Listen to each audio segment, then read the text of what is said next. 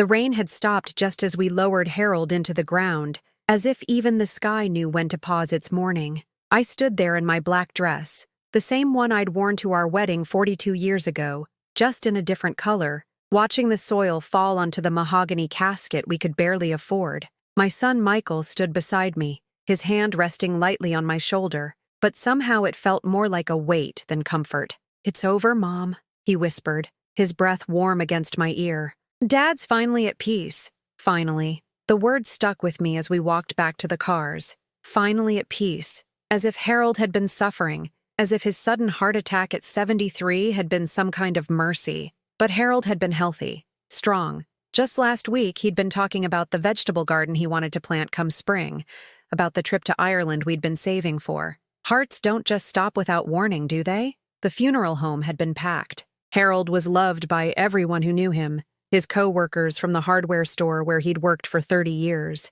neighbors who'd watched him shovel their driveways every winter without being asked, old friends from the bowling league who still called him Steady Harold because of his perfect form. I should have felt comforted by how many people came to say goodbye. Instead, I felt hollow. Michael had handled everything, the arrangements, the flowers, even the eulogy. "You shouldn't have to worry about details, Mom," he'd said when I offered to help. "Just focus on grieving." But grief felt like a luxury I couldn't afford when there were so many questions no one seemed interested in asking. At the reception, I moved through our living room like a ghost in my own house. People hugged me, whispered their condolences, told me stories about Harold that I'd heard 100 times before. Michael played the devoted son, making sure everyone had food, accepting sympathy with the right amount of composed sorrow. He looked handsome in his dark suit, the expensive one he'd bought last month, which had surprised me since he'd been asking for money to help with his mortgage payments. My phone buzzed during the gathering, a text from Eleanor Hutchins, my friend from high school who'd moved to California 30 years ago. We'd exchanged Christmas cards and the occasional Facebook message, but hearing from her today felt like receiving mail from another lifetime. "Margaret, I'm so sorry for your loss. I wanted to come but couldn't make the trip. A mutual friend sent me a photo from the service today. I probably shouldn't say this, but something doesn't look right. Can you call me tonight? It's important." I stared at the message, feeling oddly disconnected from the words on the screen. Eleanor had always been dramatic, the kind of person who saw mystery in mundane things. In high school, she'd convinced half our class that our chemistry teacher was having an affair because she'd seen him talking to the librarian after hours. It turned out he was asking about books for his daughter's science project, but something in her message felt different, urgent, in a way that made my stomach tighten. When the last guest left and Michael had gone home to his family, I sat in Harold's recliner, still indented with the shape of his body, and called Eleanor. She answered on the second ring. "Oh, Margaret, honey," she said, her voice soft with genuine sympathy. "I've been thinking about you all day. Thank you for reaching out," I said, though my mind was still on her text. "You mentioned a photo?" There was a pause. "Yes. Listen, this might be nothing. Probably is nothing. But Janet, you remember Janet Walsh from our class? Her nephew lives in your town now. He was at the funeral and took some pictures to send to his family. When Janet showed me one of them, I noticed something that just bothered me." My grip tightened on the phone. "What kind of something?" "It's your son, Margaret. In the photo, he's standing behind you during the service, and he's holding something in his hand. Something small, like a piece of paper or, I don't know. But the expression on his face while he's looking at it, it's not grief, honey. It's satisfaction. And that struck me as odd. I felt my chest grow cold. "Eleanor, people grieve differently. Maybe you're reading too much into—" "I'm sending you the photo. Look at it and tell me I'm wrong." The image arrived in my texts a minute later. At first glance, it looked like any funeral photo, rows of people in dark clothing, heads bowed in respect. But when I enlarged it and focused on the background, there was Michael, standing just behind my right shoulder. And Eleanor was right. He was holding something, a small white envelope, partially concealed in his palm. But it was his face that made my blood run cold. While everyone around him wore expressions of sorrow, Michael looked pleased, not devastated, not grieving. Pleased, like someone who'd just received good news at the most inappropriate moment possible. I zoomed in further, trying to make sense of what I was seeing. The envelope looked official, the kind lawyers use for important documents, and the way Michael was gripping it, with his thumb covering part of what might have been text or an address. "Margaret, are you still there?" Eleanor's voice seemed to come from far away. I was staring at the photo, remembering things I'd pushed aside. How quickly Michael had appeared at the hospital after Harold's heart attack, even though I hadn't called him yet. How he'd insisted on speaking to the doctors alone. How he'd immediately started talking about arrangements and practical matters, while Harold's body was still warm. "I'm here," I whispered.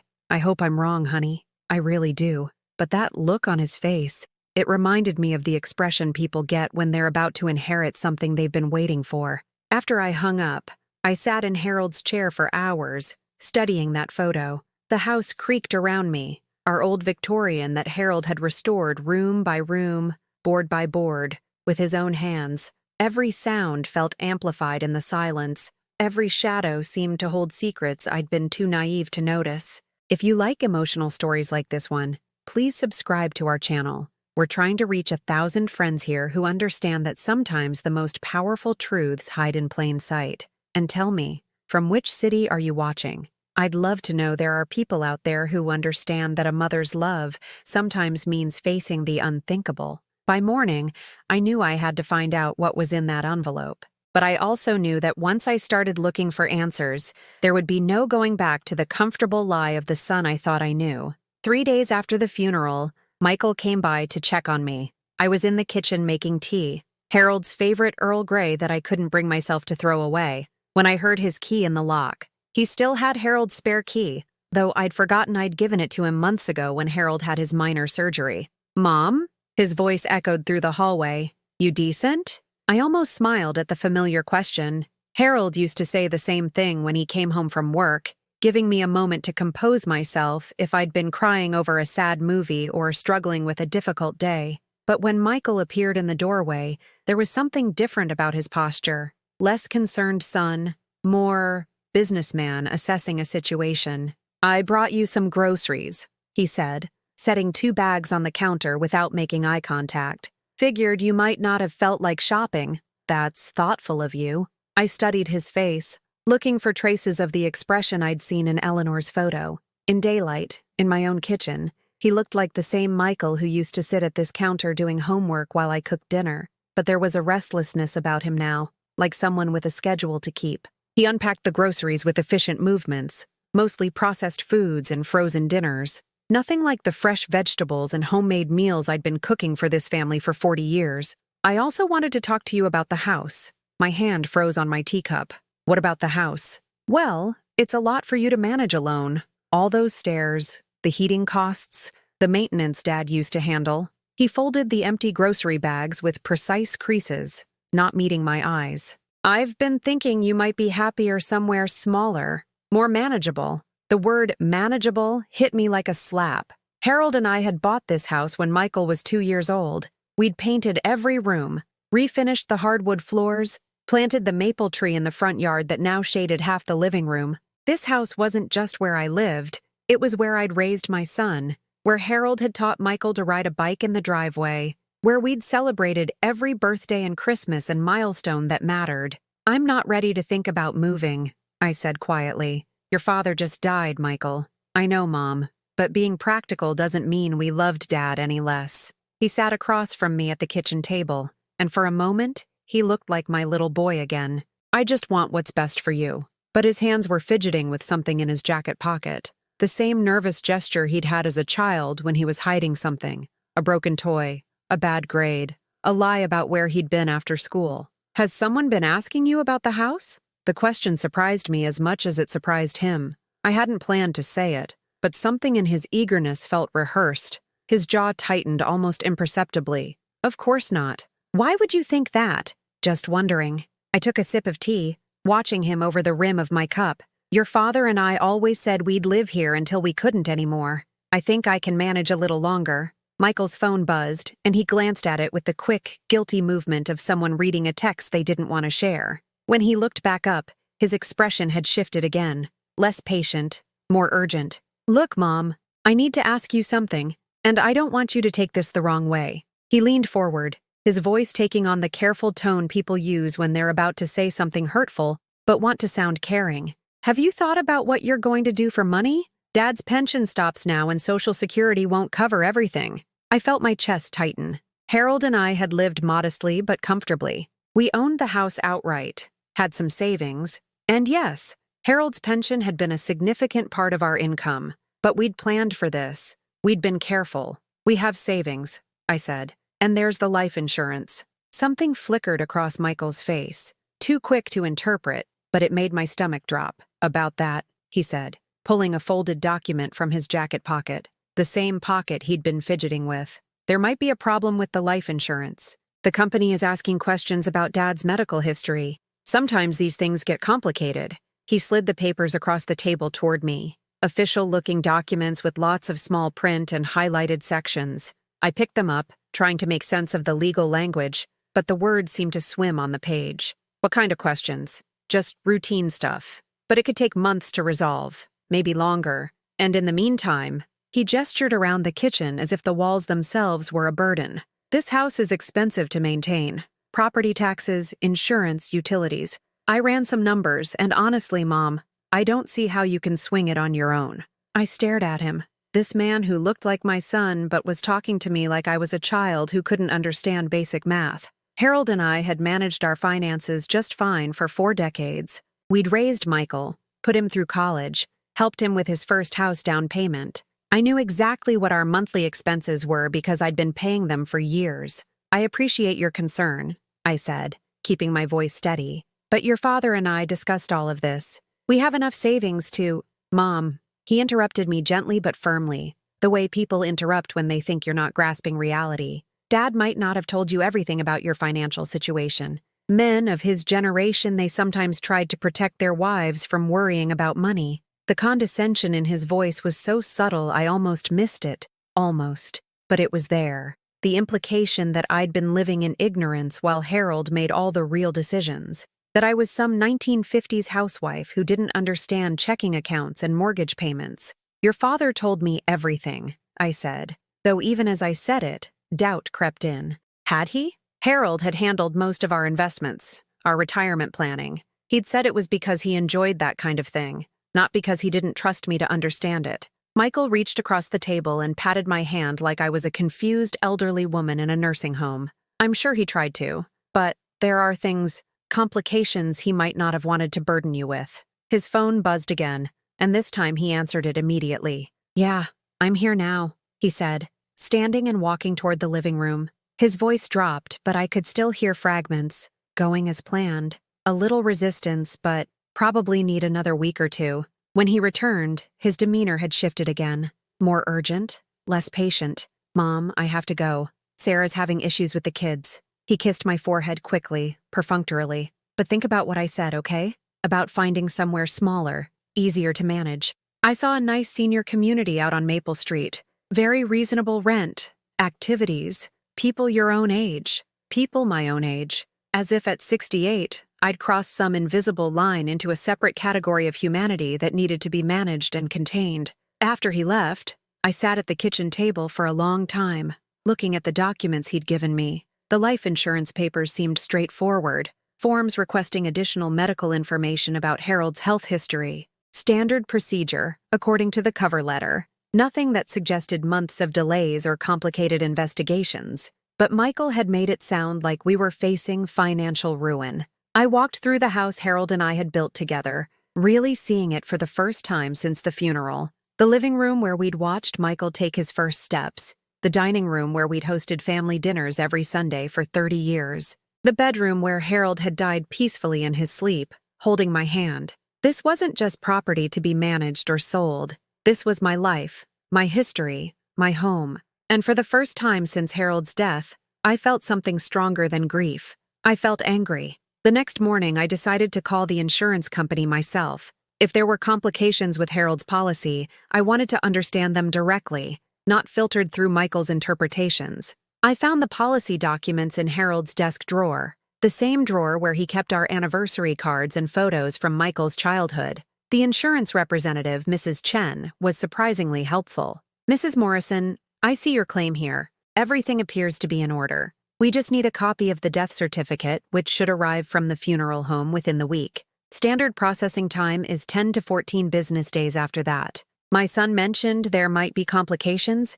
questions about my husband's medical history. There was a pause. No, ma'am. Your husband's policy is fully paid up, and the medical information we have is complete. Is there some specific concern? I hung up feeling confused and oddly relieved. Either Michael had misunderstood something or I didn't want to finish that thought. That afternoon, I decided to make his favorite dinner, pot roast with carrots and potatoes, the way I'd cooked it every Sunday when he was growing up.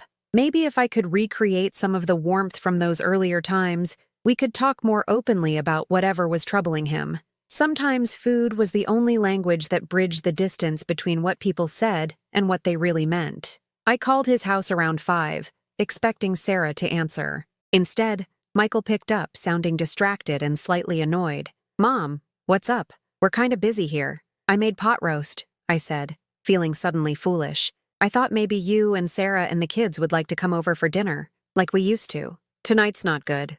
Sarah's got the kids in some new routine, and we can't really disrupt that." In the background, I could hear the television and what sounded like video games, not the organized chaos of a household following strict routines. I'd raised children too. I knew the difference between necessary structure and convenient excuses. "What about tomorrow night then? Or this weekend?" "Look, Mom, we're dealing with a lot right now. Sarah's work situation, the kids' school stuff. Maybe we can do a rain check." The phrase rain check felt like a door closing. When Michael was 12 and 13, going through that difficult phase where parents become embarrassing obstacles, he used to ask for rain checks on family activities. Harold would always say, "Rain checks expire, son. Family doesn't." "Of course," I said. "I understand." But I didn't understand. Not really. 3 days after his father's funeral, Michael couldn't find an hour to have dinner with his mother. I ate the pot roast alone at the dining room table, using the good china that Harold and I saved for special occasions. If my son couldn't make time for me, at least I could treat myself with dignity. The meat was tender, perfectly seasoned, better than anything from the frozen dinners Michael had brought me, but it tasted like disappointment. The next day, I tried a different approach. Sarah had always been friendly, even if she seemed overwhelmed by her own life most of the time. Maybe she could help me understand what was happening with Michael, or at least provide some perspective from someone closer to his daily concerns. I called during what I thought would be her lunch break. She worked part-time at a dental office, handling appointments and insurance claims.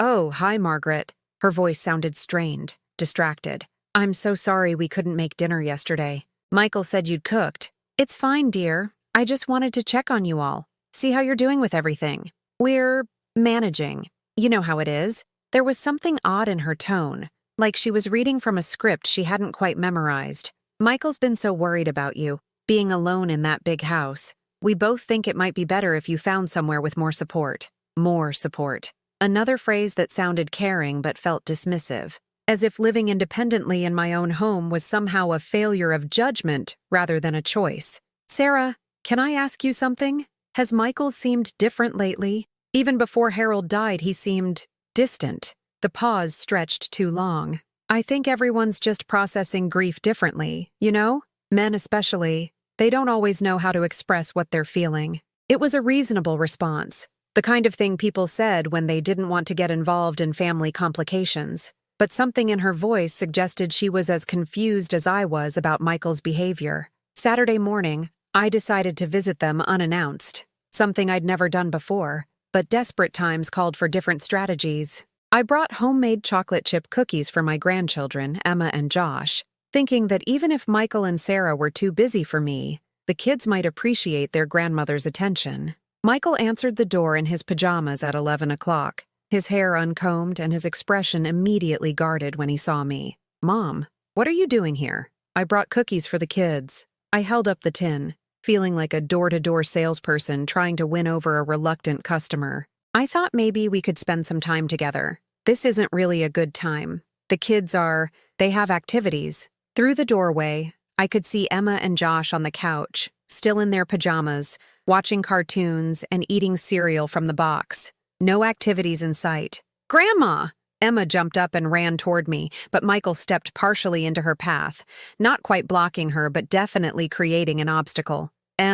Grandma can't stay long. She just dropped something off." The casual cruelty of it took my breath away. I wasn't staying long because I hadn't been invited to stay at all. My own grandchildren were being taught that my visits were brief interruptions rather than welcome events. "Can't I just say hello?" I asked, hating the pleading note in my voice.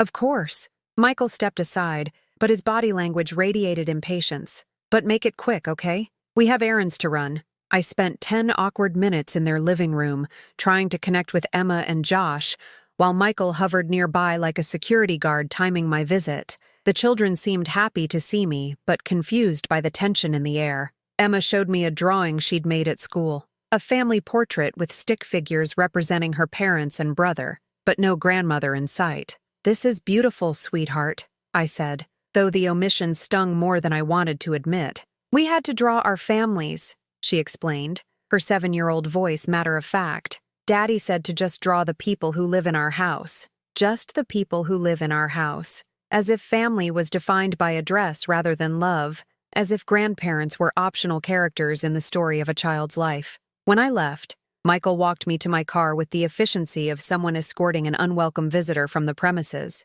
"Thanks for the cookies, Mom. The kids will love them." "Will they?" I asked. "Or will you tell them they can't have cookies because it's too close to lunch, or because they need to save room for dinner, or because sugar isn't good for them?" Michael looked genuinely surprised by my directness. "What's that supposed to mean?" "It means I feel like you're managing my access to my own family, like I need permission to love my grandchildren." For a moment, his mask slipped, and I saw something raw and uncomfortable in his expression. "Mom, you're being dramatic. We're just trying to establish healthy boundaries." Healthy boundaries. Another phrase that sounded reasonable but felt like a wall being built between me and the people I loved most. Boundaries between what and what, Michael? But he was already walking back toward the house, his shoulders rigid with the particular kind of anger that comes from being asked questions you don't want to answer. That night, I called Eleanor in California. I needed to talk to someone who remembered me before I became this needy, confused woman who had to beg for time with her own family. "He's gaslighting you," Eleanor said, after I described the insurance confusion and the awkward family visits. "Making you question your own perceptions, your own reality. Classic manipulation technique." "Eleanor, that sounds so harsh." "He's grieving too." "Honey, grief doesn't make people lie about insurance policies or keep grandmothers away from their grandchildren. Something else is going on." After we hung up, I sat in Harold's chair again, thinking about the word Eleanor had used, gaslighting. Harold used to say that when someone showed you who they were, you should believe them the first time. But what if who they were showing you was so different from who you'd always believed them to be, that acceptance felt like betrayal of everything you'd thought you knew about love? The following week, I stopped calling, not as a deliberate decision, but because the weight of rejection had finally become heavier than my need for connection. Instead, I developed new routines that didn't depend on other people's availability or mood. I started taking long walks through our neighborhood, really seeing it for the first time in years. Mrs. Patterson from 3 houses down was working in her garden when I passed by Tuesday morning. She looked up from her roses with genuine surprise. "Margaret, how are you holding up, dear? I keep meaning to stop by, but you know how it is." I did know how it was. People meant well, but grief made others uncomfortable. They didn't know what to say, so they said nothing and hoped you understood their good intentions. "I'm managing," I said, which had become my standard response to questions about my well-being. It wasn't exactly true, but it wasn't a lie either. "Harold was such a good man, always so helpful." She gestured toward her front walkway, where several loose bricks had been neatly remortared. "He fixed that for me just last month. Wouldn't take a penny for it. Said neighbors should look out for each other." That night, I made myself a simple dinner, grilled cheese and tomato soup, comfort food that didn't require much effort or create many dishes to wash. I set the table for one, using a regular plate instead of the paper plates I'd been relying on since Michael's visit. Small acts of self-respect, Harold would have called them. The house felt different when I stopped waiting for the phone to ring. Quieter, but not empty. More like a place where someone lived, rather than a place where someone was waiting to live. I'd been going through Harold's papers systematically, trying to understand our financial situation without relying on Michael's interpretations. Harold had been meticulous about record-keeping, every bank statement filed chronologically, every insurance document carefully labeled. Our savings account was exactly what I thought it was. Our mortgage had been paid off 5 years ago. The life insurance policy was straightforward and fully paid up. On Thursday, I found something interesting in Harold's desk drawer. A handwritten note dated just 2 weeks before his death. In his careful engineer's handwriting, he'd written, "M asking about Will again. Told him no changes planned. Margaret inherits everything as always intended. Property, investments, insurance all in her name after I'm gone. Worried about his pressure tactics."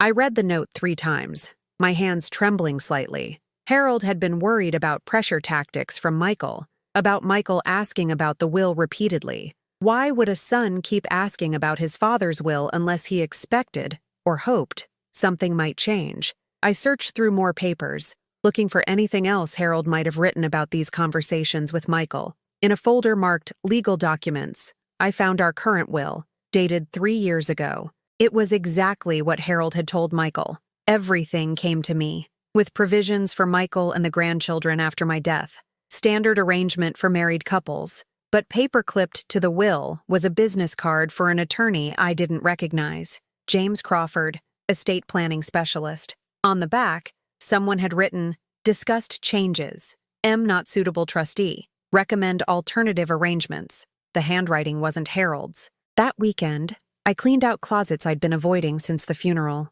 Harold's clothes, still smelling faintly of his cologne and the lavender sachets I tucked into his dresser drawers. I folded each shirt carefully, remembering when he'd worn them. The blue Oxford for church, the flannel for yard work, the polo shirts for their bowling league. I wasn't ready to donate them yet, but handling his belongings felt like having a conversation with him about everything that was happening. What would he think about Michael's behavior? About the pressure to sell the house? The mysterious insurance complications, the distance from his grandchildren. "He's not the boy we raised," I said aloud to Harold's empty closet. Or maybe he is, and we just never saw it clearly. Sunday came and went without any contact from Michael's family. For 30 years, we'd had standing Sunday dinners together. First when Michael was single, then when he and Sarah were dating, then with the children as they grew. Even during busy periods or mild disagreements, someone would call to reschedule rather than just skip the tradition entirely.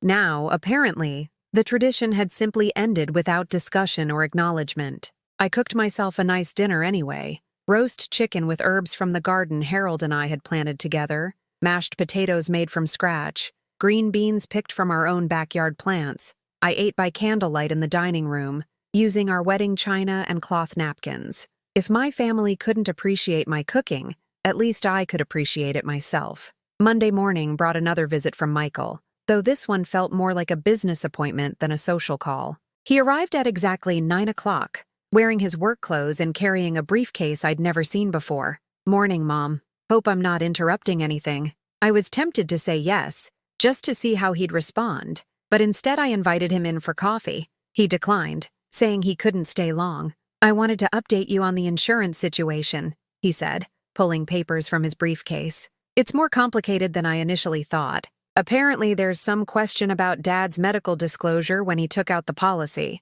I watched his face carefully as he spoke. He wasn't making eye contact, and his fingers drummed against his briefcase in the same nervous rhythm he'd had as a teenager when he was lying about where he'd been or what he'd done. "I spoke with the insurance company last week," I said quietly. "They said everything was in order." Michael's drumming stopped. "You called them?" "Of course I called them. It's my policy now." "Mom, these situations are complex. Insurance companies don't always tell customers the whole truth, especially when there might be grounds for denial. Are you suggesting they lied to me?" "I'm suggesting you might not have asked the right questions or understood the implications of their answers." There it was again, the gentle condescension, the implication that I was too naive or confused to handle adult responsibilities, the assumption that his interpretation of reality was more reliable than my own direct experience. "What medical disclosure are you talking about?" I asked. "Dad's heart condition." "Your father didn't have a heart condition.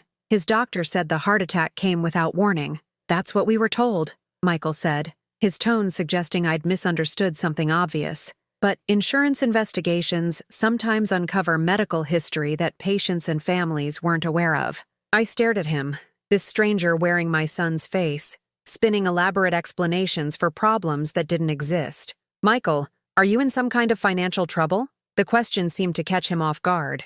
What? No. Why would you ask that? Because you seem very focused on money lately. My money, specifically. I'm focused on your well-being. There's a difference. Is there? He closed his briefcase with sharp, decisive movements. I can see you're not in a mood to discuss this rationally today. Maybe we should table this conversation until you're feeling more receptive to practical concerns. After he left, I called the insurance company again and asked to speak with a supervisor. I wanted documentation of our previous conversation, something in writing that confirmed Michael's stories about complications and delays were fiction. Mrs. Chen transferred me to her manager, Mr. Rodriguez, who reviewed my file and confirmed what I already knew. The claim was processing normally, with payment expected within 10 business days. Has anyone else called about this policy? I asked. Someone claiming to represent my interests? Let me check. Yes, actually. Last month, someone identifying himself as your son called asking about policy details and beneficiary information.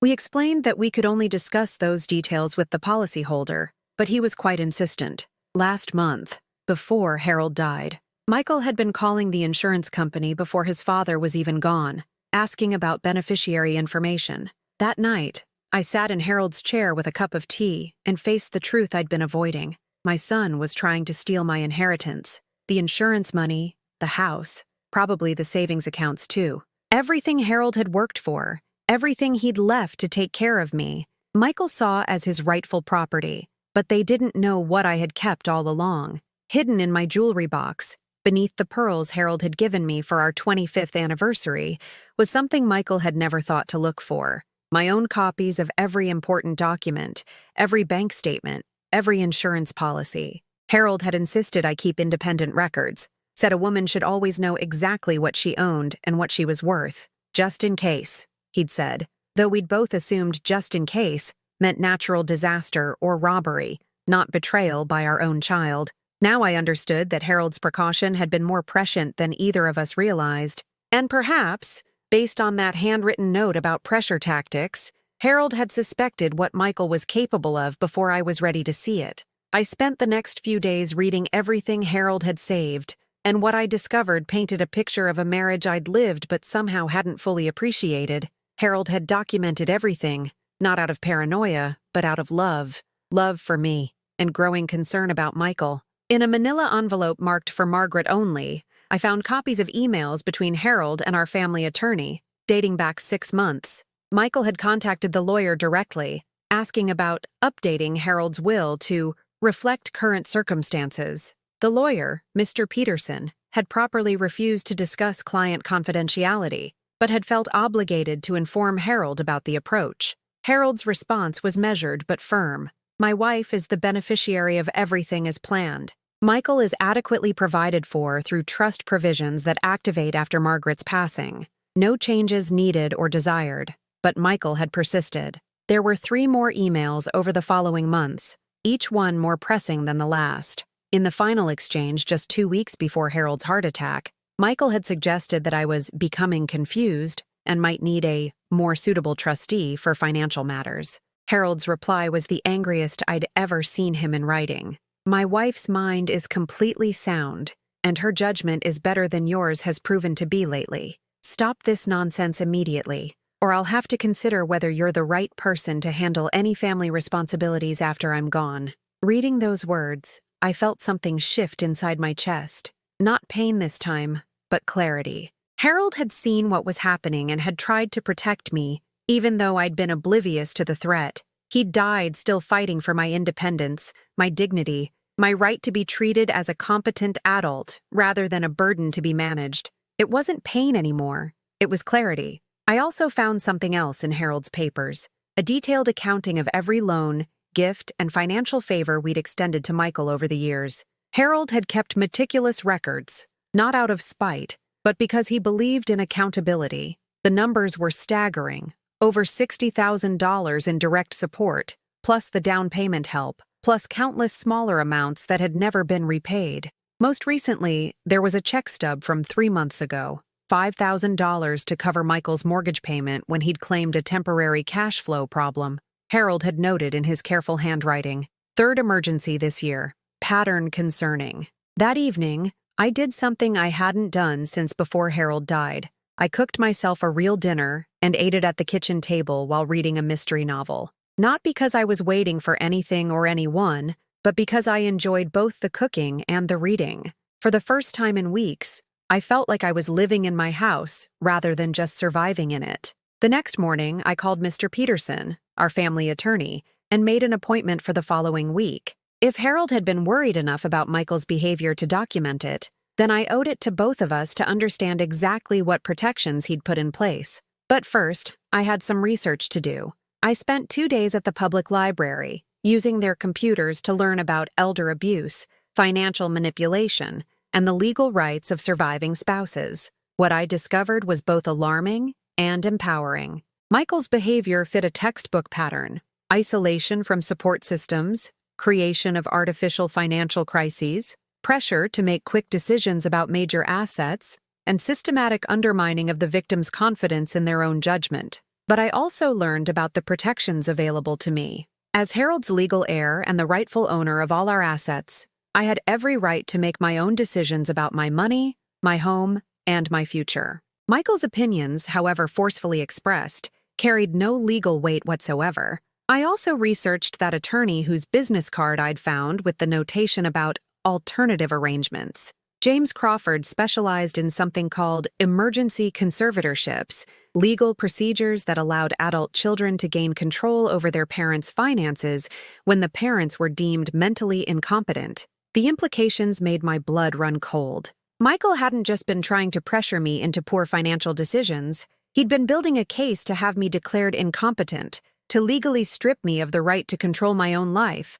On Saturday, I decided to test a theory. I called Michael and left a voicemail saying I'd been thinking about his advice and would like to discuss practical arrangements for my future. Within an hour, he called back, his voice more animated than it had been in weeks. "Mom, I'm so glad you're being realistic about this. Sarah and I have been worried sick. I'm ready to listen," I said, keeping my tone neutral. "Why don't you come over Sunday afternoon and we can talk through all the options?" "Absolutely. And Mom, I think you'll find that once we get everything settled, you'll feel much more secure, much more peaceful." Peaceful, as if peace could only come through surrendering control of my life to someone else's judgment. Sunday afternoon, Michael arrived with Sarah and a folder full of documents. He'd done his homework: brochures for senior living communities, information about reverse mortgages, even preliminary papers for something called a family financial management agreement that would give him power of attorney over my accounts. "We've thought this through very carefully," he said, spreading the materials across my dining room table like a real estate agent making a sales pitch. "The senior community on Maple Street has an opening next month. It's actually quite nice. Social activities, meal plans, transportation services. You'd have your own apartment, but with support when you need it." Sarah nodded enthusiastically, though she wouldn't quite meet my eyes. "The people there seem very happy, very content." Content. Another word that sounded positive but felt diminishing. "And the house?" I asked. "We've already had it appraised." Michael pulled out a real estate estimate that showed a fair market value significantly higher than I'd expected. "The sale proceeds would more than cover your rent at the senior community for many years. Plus, there'd be money left over for any medical expenses or emergencies. Money that you would manage for me. Mom, you shouldn't have to worry about financial details at your age. That's what family is for." I looked at my son and daughter-in-law, both of them trying so hard to appear caring and concerned, and felt a strange sense of detachment, as if I were watching actors in a play about my life rather than living the actual conversation. "This is very thorough," I said. "You've obviously put a lot of thought into planning my future. We just want what's best for you," Sarah said, finally making eye contact. "We want you to be safe and comfortable." "I appreciate that." I gathered the brochures and documents into a neat pile. "Let me think about this for a week or so. Such a big decision shouldn't be made hastily." Michael's enthusiasm dimmed slightly. "Of course. But Mom, the apartment won't stay available forever. This kind of opportunity doesn't come along often." "I understand, but I'm sure if this place is right for me, something similar will be available when I'm ready to make a decision." After they left, I sat at my dining room table and really looked at the papers they'd brought. The senior living community was expensive, more per month than our house cost to maintain. The reverse mortgage paperwork would put my home up as collateral for loans I didn't need, and the financial management agreement was essentially a legal document transferring control of all my assets to Michael, with no requirement that he account to me for how my money was spent. It was a comprehensive plan to strip me of independence, property, and dignity, all wrapped in the language of love and concern. But Harold had prepared me for this moment, even if neither of us had understood that's what he was doing. Every document I needed to prove my competence and protect my assets was safely locked in my personal safe. Every record that demonstrated Michael's financial history with us was carefully preserved. And most importantly, I now understood that choosing to fight wasn't selfish or ungrateful. It was exactly what Harold would have expected me to do. That night, I called Eleanor in California and told her everything I'd discovered.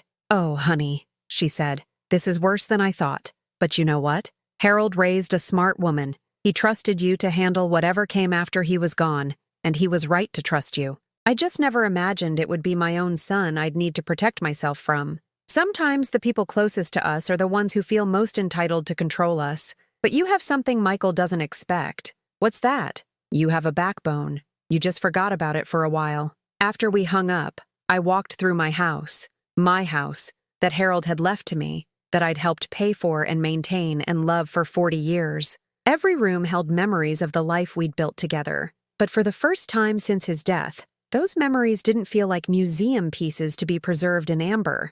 They felt like the foundation for whatever came next. Monday morning, I dressed carefully for my appointment with Mr. Peterson. My best navy suit, the pearl earrings Harold had given me for our anniversary, and the confidence that comes from knowing you're prepared for whatever conversation awaits. I'd organized all of Harold's documentation into a clear timeline, and I'd written down every question I needed answered. Mr. Peterson had been our attorney for 15 years, handling our wills, the house refinancing, and various small legal matters with the steady competence of someone who understood that most people's legal needs were straightforward and deserved straightforward answers. "Margaret, I'm so sorry for your loss," he said, settling behind his desk with the genuine warmth of someone who'd known Harold personally. Harold was a good man, practical, thoughtful, always thinking ahead. "Thank you.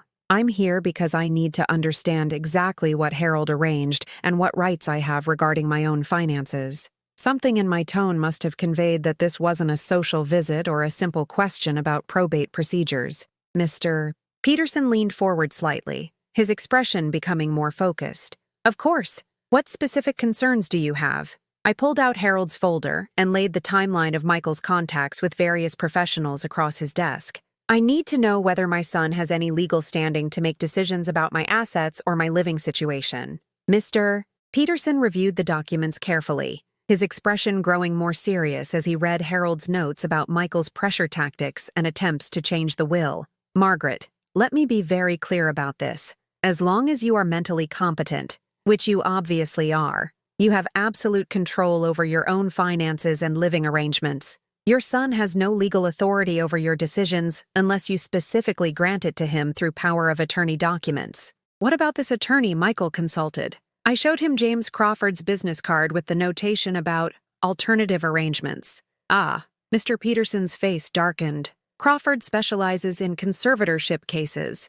Very aggressive, very expensive, and not particularly ethical in my opinion. If Michael was consulting with him, it suggests he was exploring legal ways to have you declared incompetent." The words hung in the air between us, and I felt a chill that had nothing to do with the air conditioning in his office. Could he actually do that? It's possible, but difficult and expensive. He'd need medical testimony that you were unable to manage your own affairs, evidence of financial mismanagement or confusion, and a court would have to agree that conservatorship was necessary for your protection.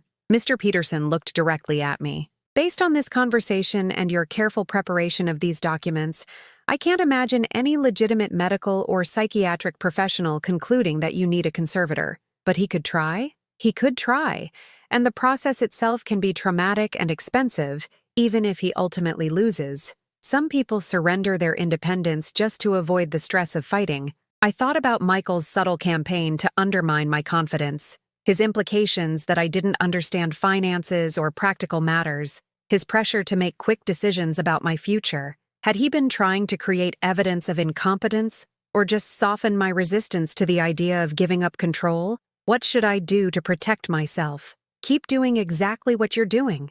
Document everything. Make no major financial decisions under pressure. And if Michael files any legal papers, contact me immediately. Mr. Peterson paused. There's something else you should know. Harold updated his will 6 months ago. Not the substance, but he added specific language protecting your inheritance from any claims or challenges. This was news to me. What kind of language? Essentially, he anticipated that someone might try to argue you were incompetent to inherit, so he included detailed documentation of your mental capacity and financial acumen. He also specified that any challenges to your inheritance would result in the challenger forfeiting their own provisions in the will. Harold had seen this coming and had quietly fortified my defenses without alarming me or creating family drama. Even after death, he was still protecting me from threats I'd been too trusting to recognize. That evening, as I was preparing a simple dinner, my doorbell rang. Through the window, I saw a woman I didn't recognize, middle-aged, professionally dressed, carrying a clipboard and official-looking paperwork. Mrs. Morrison, I'm Linda Walsh from Adult Protective Services. I understand there are some concerns about your welfare.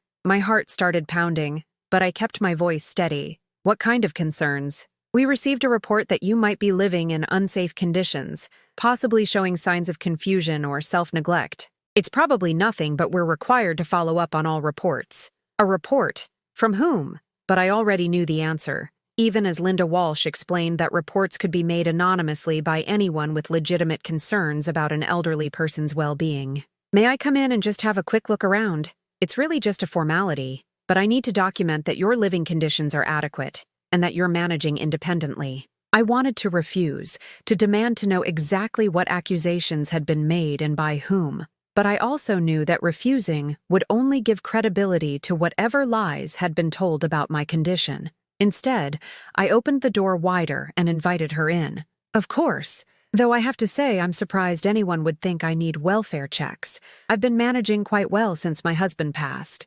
Linda Walsh walked through my house with the practiced eye of someone who'd seen real neglect and abuse. She noted the cleanliness, the full refrigerator, the organized paperwork on my kitchen table, the general atmosphere of a home that was well maintained by someone who took pride in their surroundings. Mrs. Morrison, I have to ask, have you been having any problems with memory, confusion, difficulty managing daily tasks? None whatsoever. I pay my bills, maintain my house, drive myself to appointments, and make all my own decisions about my finances and healthcare. And your family? How would you describe your relationship with them? I considered my answer carefully. Complicated at the moment. My son has been pressuring me to sell my house and move into senior housing. When I've resisted, he's become persistent. Persistent how? Implications that I'm not capable of living independently. Suggestions that I don't understand my own financial situation. Pressure to make major decisions quickly, without proper consideration.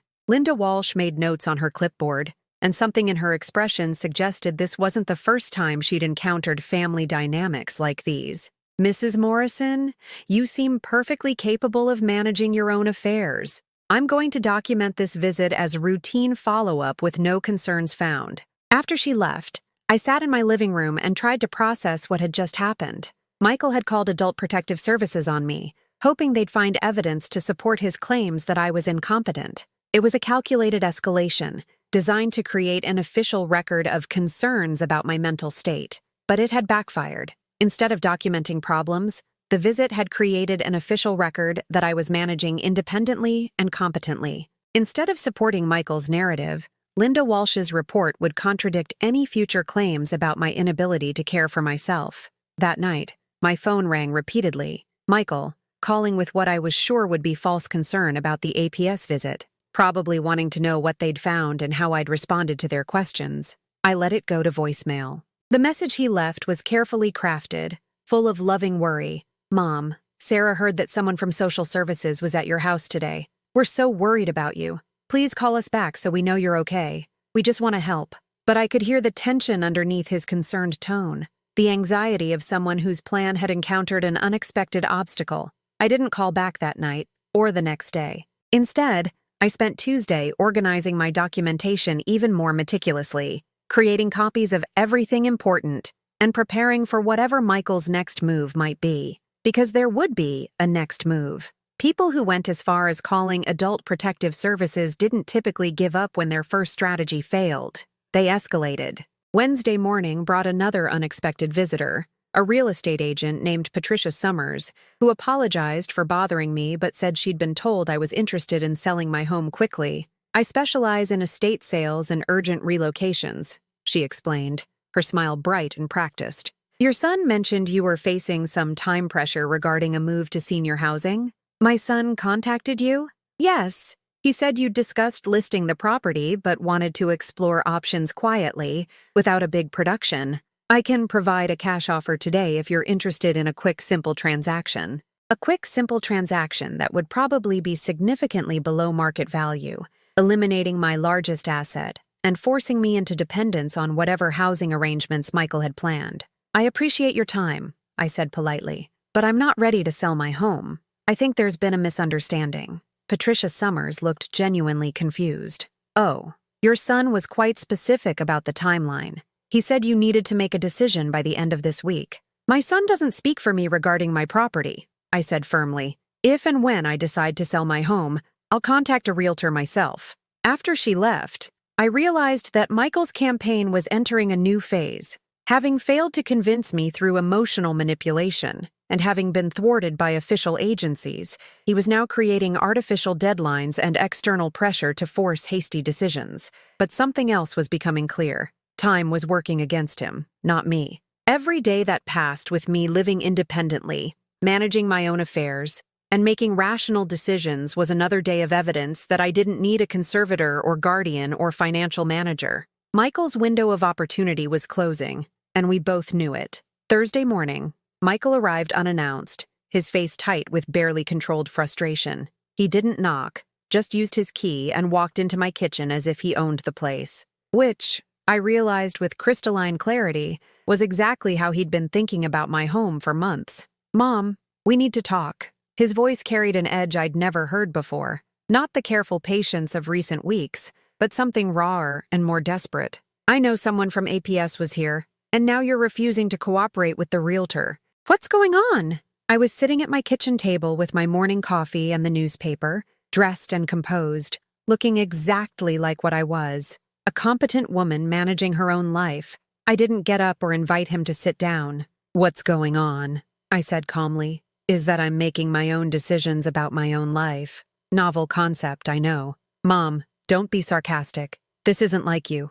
"Isn't it? How would you know what's like me, Michael? When was the last time you paid attention to who I actually am rather than who you need me to be?" He stared at me as if I'd spoken in a foreign language. In his mind, I was supposed to be the confused, overwhelmed widow who needed his guidance and protection. The woman sitting across from him, clear-eyed, sharp-tongued, and obviously in control of her faculties, didn't fit his narrative.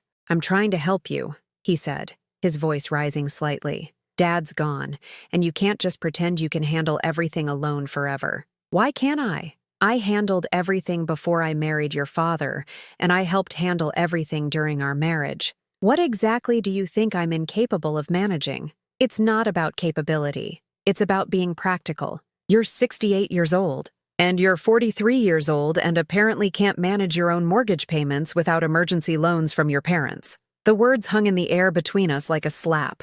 Michael's face went completely still, and I saw the exact moment when he realized I knew about his financial history with us. All of it, documented and recorded in Harold's meticulous files. "That's different," he said finally. "Those were temporary situations. 3 emergency loans in 1 year? That's not temporary, Michael. That's a pattern. A pattern of living beyond your means and expecting other people to cover the difference. Mom, I don't understand why you're being so hostile. I'm trying to look out for your best interests." I stood up and walked to the counter, where I'd left Harold's folder containing all the documentation I'd discovered. I pulled out the bank records showing Michael's repeated requests for money, the emails about changing the will, and the note about his pressure tactics. Whose best interests exactly? I laid the papers on the table between us. "Your father documented everything, Michael. Every conversation about the will, every loan request, every attempt to undermine my independence.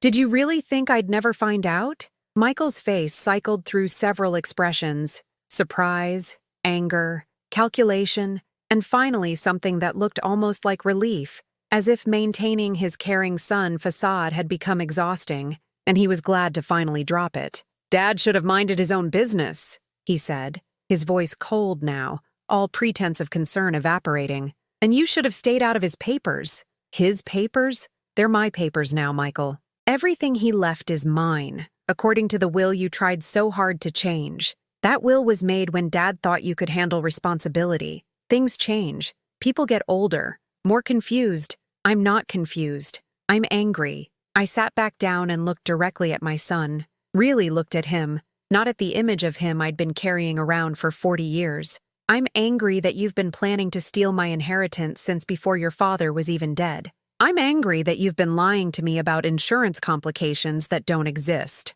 I'm angry that you called Adult Protective Services hoping they'd find me incompetent. And I'm furious that you contacted a realtor about selling my house without my permission." Each accusation hit like a physical blow, and I could see Michael calculating how much I knew, how much I could prove, and what his options were now that his careful manipulation had been exposed. "Mom, you're overreacting. I've been trying to protect you from making mistakes." "Mistakes like what? Living in my own home? Managing my own money? Making my own decisions about my own life? Mistakes like trusting the wrong people, like being taken advantage of because you're too naive to see when people have ulterior motives." The irony was so thick I almost laughed. "You mean like trusting my own son? I'm your family. I'm the one who's going to be stuck cleaning up the mess when you can't handle things anymore." "Stuck? Is that how you see taking care of family? As being stuck? Look around, Mom. You're rattling around in this huge house, talking to yourself, getting paranoid about people who are trying to help you. That's not healthy behavior." I realized then that Michael genuinely believed his own narrative. In his mind, I was the unreasonable one. My resistance to his plans proved I was becoming irrational, and my discovery of his schemes only demonstrated how paranoid and suspicious I'd become in my old age. "Michael," I said quietly, "I want you to listen very carefully. I am not selling my house. I am not moving into senior housing. I am not signing any papers giving you control over my finances. And I am not confused, paranoid, or incompetent." And what if I disagree with that assessment? There it was, the threat that had been lurking underneath all his concerned suggestions and helpful pressure. If I wouldn't cooperate voluntarily, he was prepared to use legal means to force my compliance. "Then you're welcome to try to prove otherwise in court," I said. "But before you do, you should know that your father anticipated this conversation. The will includes specific provisions for anyone who challenges my inheritance or my competency. If you pursue legal action against me, you forfeit any claim to your own inheritance." Michael went very still. "What do you mean?" "I mean that if you try to have me declared incompetent, or if you contest the will, or if you continue harassing me about my living arrangements, you lose everything your father left for you. The house, when I die, goes to charity. The trust fund for your children goes to charity. All of it." He couldn't do that. "You can't just cut family out of a will for no reason." "He didn't cut you out for no reason. He cut you out if you tried to take advantage of me, and he documented his reasons very thoroughly." I pulled out Harold's correspondence with the lawyer, his notes about Michael's pressure tactics, his concerns about his son's financial responsibility, every email, every conversation, every loan request that was never repaid, all of it. For the first time since he'd arrived, Michael looked genuinely shaken. His careful plan had depended on my ignorance and isolation.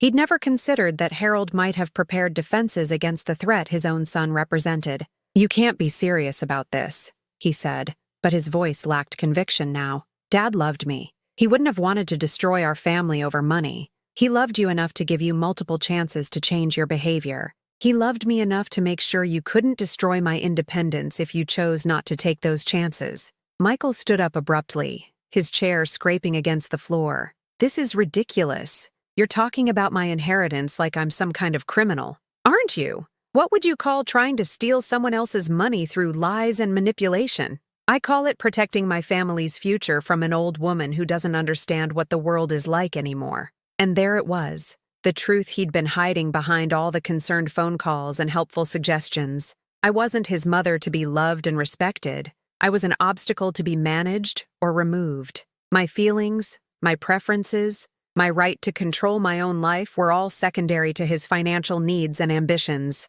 Get out, I said quietly. Mom, get out of my house. Leave your key on the counter. And don't come back unless you're prepared to apologize and behave like the son I raised instead of the stranger who's been living in his skin. Michael stared at me for a long moment, and I could see him weighing his options, calculating whether there was any manipulation left to try, any emotional button he hadn't pushed yet. Finally, he pulled the house key from his pocket and dropped it on the counter with a sharp metallic sound. Fine. But don't call me when you realize you can't handle everything alone. Don't call when you fall down those stairs or when the bills pile up because you can't remember what you've paid. And don't expect me to clean up the mess when your pride lands you in a nursing home. I won't, I said. And Michael, your children are welcome here any time, but you're not. Not until you remember that being family means caring about each other's happiness, not just each other's assets. After he left, I sat in my kitchen for a long time, listening to the silence that felt completely different from the loneliness I'd been carrying since Harold's death. This wasn't emptiness. This was peace. The kind of peace that comes from finally seeing clearly, from choosing truth over comfortable lies, from refusing to be diminished by people who should have cherished you instead. In the weeks that followed, my house felt like itself again. Not empty, but spacious. Not lonely, but peaceful. I established new routines that had nothing to do with waiting for phone calls or hoping for visits. I gardened in Harold's vegetable patch, cooked meals I actually wanted to eat, and rediscovered the pleasure of making decisions based solely on my own preferences. The insurance money came through exactly when Mrs. Chen had promised, deposited directly into my account with no complications, no delays, and no mysterious medical investigations. I used part of it to have the house painted, a warm cream color that Harold and I had discussed but never gotten around to choosing. It felt like completing a conversation we'd started but hadn't finished. Mrs. Patterson from down the street started joining me for morning coffee twice a week. She'd been widowed for 3 years and understood the particular challenge of rebuilding an identity that had been coupled for so long. We talked about books, gardening, the neighborhood changes we'd witnessed over the decades, and occasionally about our children. Though I kept my recent revelations about Michael private, some wounds needed time to heal before they could be shared. You seem different since Harold passed, she said one Thursday morning, stirring sugar into her coffee with the deliberate movements of someone choosing her words carefully. Sadder, of course, but also stronger somehow. I considered her observation. I think I'm discovering who I am when I'm not taking care of everyone else's needs first. It's strange, isn't it? How long it takes to figure out our own preferences when we've spent so many years accommodating other people's. Eleanor called every Sunday evening, and our conversations gradually shifted from crisis management to genuine friendship. She was planning a visit in the fall, her first trip back to our hometown in 15 years. We talked about the places that had changed, the people we'd both lost touch with, the way memory could make a place feel both exactly the same and completely different. You sound like yourself again, she said during one of our calls. Not the woman you thought you were supposed to be, but the woman you actually are. 3 weeks after our confrontation, Michael called. I almost didn't answer, but curiosity won out over caution. Mom, his voice was carefully neutral, professionally courteous. I wanted to check on you. I'm fine, Michael. How are you? We're adjusting. Sarah wanted me to ask if you'd like to have dinner with us this weekend. The kids miss you. It was an olive branch, though a cautious one. No apology, no acknowledgement of what had happened between us, just an offer to return to some version of normal that didn't require either of us to admit how much had been broken. I'd like to see Emma and Josh, I said, but not for a family dinner where we all pretend nothing happened. What do you mean? I mean, I'll take the children for an afternoon. Ice cream, maybe the park, time to actually talk with them instead of managing a complicated adult dynamic. But you and I aren't ready to sit around a dinner table pretending we're a happy family. The silence stretched long enough that I wondered if he'd hung up. So that's it? We're just going to stay angry forever? I'm not angry anymore, Michael. I'm disappointed, but I'm not angry. And we'll stay distant until you're ready to have an honest conversation about why you thought lying to me and stealing from me was an acceptable way to express love. I never tried to steal from you. Then we're not ready for that honest conversation yet. Another pause. The kids would like to see you.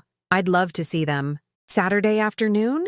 I'll pick them up at 1 and have them back by 5. It wasn't reconciliation, but it was recognition that relationships could exist on different terms than the ones that had caused so much damage. I could love my grandchildren without trusting their father. I could maintain family connections without surrendering my autonomy or accepting treatment that diminished my dignity. Saturday with Emma and Josh reminded me why I'd been fighting so hard to maintain my independence, not just for myself, but for them. I wanted them to see their grandmother as someone who made her own choices, solved her own problems, and lived according to her own values. I wanted them to understand that age didn't automatically equal helplessness, that being alone didn't mean being abandoned, and that strength sometimes looked like quiet persistence rather than dramatic gestures. We made cookies in my kitchen, the same recipe I'd used when Michael was their age. Emma, now 8, was old enough to crack eggs and measure flour. Josh, at 5, was content to stir and taste the dough and chatter about kindergarten and his friends, and the book his teacher had read about a mouse who lived in a library. "Grandma, why don't you live with us anymore?" Emma asked, while we waited for the first batch to finish baking. "I never lived with you, sweetheart. I've always lived in this house. But Daddy said you might move somewhere smaller. Somewhere with more people to help you." I knelt down to Emma's level, wanting to be sure she could see my face when I answered. "Some grandmothers do choose to live in places like that, but I'm happy here, in the house where your daddy grew up, where Grandpa and I planted the garden you helped me weed today. This is my home, and I'm going to stay here as long as I can." "Good," Josh said matter-of-factly, licking chocolate chips from his fingers. "I like this house. It smells like cookies and flowers." When I drove them home that evening, Michael met us at the door with the wary courtesy of someone navigating a ceasefire rather than a peace treaty. But Emma ran to him with flour still in her hair and chocolate on her shirt, chattering excitedly about the cookies we'd made, and the stories I'd told, and the promise that she could come back next weekend to help me plant bulbs for spring flowers. "Mom," Michael said as I prepared to leave, "thank you for today. They had a good time. So did I. Maybe we could try that dinner again sometime, when things settle down." I studied his face, looking for signs of genuine regret or understanding. What I saw was discomfort and a desire to return to easier times, but not the kind of self-reflection that would prevent future problems. "Maybe," I said, "when you're ready to talk about why things got unsettled in the first place." As I drove home through the neighborhood where I'd lived for 40 years, past the houses where families were gathering for dinner and children were playing in yards that would soon be dark, I felt something I hadn't experienced since Harold's death: contentment. Not happiness exactly, because grief was still part of my daily landscape, but a deep satisfaction with the shape my life was taking. I was learning to cook for one without feeling sorry for myself. I was making decisions based on my own preferences rather than what other people thought was appropriate for a woman my age. I was discovering that solitude and loneliness were different things, and that independence was a choice worth fighting for, even when the fight was exhausting. That night, I called the travel agent Harold and I had used to plan the Ireland trip we'd never taken. The agent, Mrs. Reynolds, remembered us and expressed genuine condolences about Harold's death. "I'd like to reschedule that trip," I said, "just for one person this time." "Oh, Margaret, how wonderful. I think Harold would want you to go. He was so excited about showing you the places his grandfather had written about in those letters. Actually, I think I'd like to see some different places. Maybe Scotland this time. I've always wanted to see the Highlands." "Of course. When were you thinking?" "Spring, after I plant my garden, but before it needs too much attention." "Maybe late May?" After we hung up, I sat in Harold's chair with a cup of tea and tried to imagine myself walking through Scottish countryside, staying in bed and breakfasts run by strangers who would know nothing about my family drama or recent struggles, just an American woman of a certain age, exploring places she'd always wanted to see, making conversation with fellow travelers, taking photographs that would remind her of adventures rather than obligations. The house settled around me with the comfortable sounds of wood expanding and pipes adjusting, and all the small mechanical sighs that made a structure feel like a home. Harold's presence was still here, but it felt more like blessing than haunting now, less like something I was clinging to, and more like something that was supporting me as I figured out what came next. Before I went to bed, I wrote in the journal I'd started keeping since our confrontation. Not a record of grievances or a catalog of hurts, but an account of daily choices and small discoveries. What I'd cooked, what I'd read, conversations I'd had, plans I was making, evidence of a life being actively lived rather than passively endured. Harold would be proud, I wrote that night. Not because I fought for what he left me, but because I remembered who I was before I was half of anything else. Sometimes silence is the loudest truth, but sometimes speaking up is the only way to find your voice again. Outside my bedroom window, the maple tree Harold and I had planted when Michael was small rustled in the evening breeze, its branches strong enough now to shelter the whole front yard. Some things grow slowly, taking decades to reach their full potential, but their patience is rewarded with depth and permanence that quick solutions can never provide. I was 68 years old, a widow, a mother, a grandmother, and a woman who had finally learned the difference between being alone and being lonely. And for the first time since Harold's death, that felt like exactly enough.